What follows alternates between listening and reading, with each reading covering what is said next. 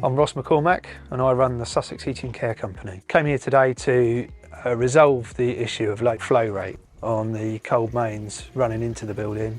Fitted a boiler a couple of years ago, and since then the mains was tailed off to the point where it was unacceptable with the flow rate that the customer was receiving.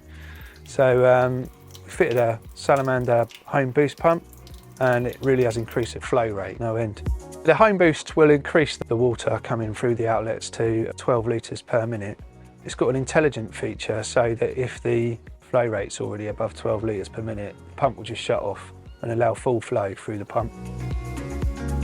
To install the HomeBoost pump, you need to install the pump near to the stopcock without any other outlets coming off beforehand.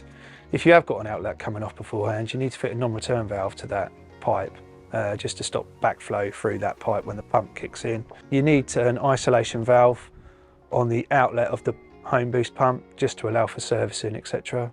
And you need to fix it to some rigid pipework because it's got some weight to it, so it does need holding in position. You can also fit the HomeBoost pump just before the combination boiler if that's where you'd prefer to fit it. Once the HomeBoost is installed, just bleed the air out of it, turn the power on, and then you can expect to see noticeable difference in the flow rate delivery to the outlets in your house. If you're suffering from low mains flow rate through your outlets, then I thoroughly recommend the Salamander HomeBoost pump.